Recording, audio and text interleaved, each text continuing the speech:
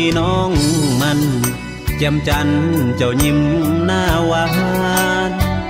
เสิญแขกเบิดบานมาเป็นพยานฮักนางหูบ่อายเศร้าต้องมานั่งเหงาอยู่ใต้ตารางเขาสวมแหวนมันให้นางอายนั่งตาค้างดังคนสิ้นใจ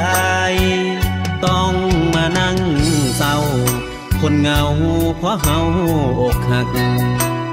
คนที่เฮาเคยฮักมาตีจากไปมีฮักใหม่แฟนเก่าคนนี้ต้องมานั่งลีจอบเบิ่งขวัญใจเขามันกับแม่ซ้ำไว้คนที่เสียใจคืออ้ายแฟนเก่าสวมใส่แล้วเนาะสร้อยคอกับแหวนทองมันเท่าแก่ทั้งสองโซกันดังใจอ้ายนั้น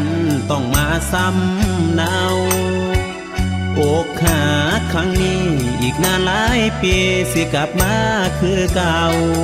ฮอดมือแต่งงานของเจ้า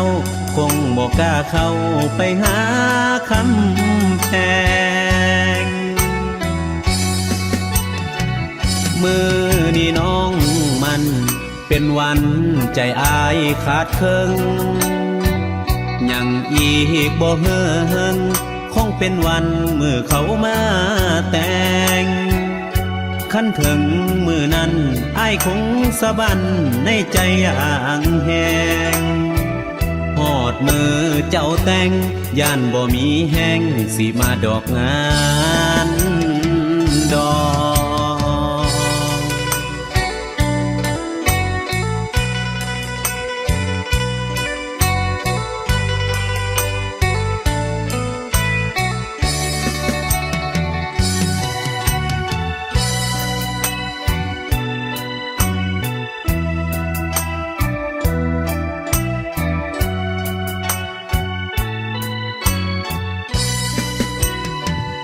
สวมใส่แล้วเนา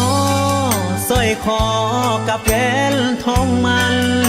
เท่าแก่ทั้งสองโซกันดังใจอ้ายนั้น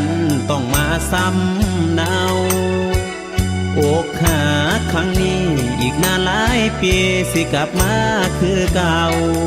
ฮอดมือแต่งงานของเจ้าคงบอกกล้าเข้าไปหาคำแพงมือนี่น้องมันเป็นวันใจอายขาดเคิง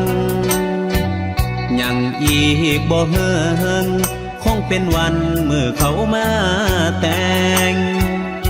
ขั้นถึงมือนั้นอ้ายคงสะบันในใจอย่างแหงหอดมือเจ้าแต่งย่านบ่มีแห้งสิมาดอกงาน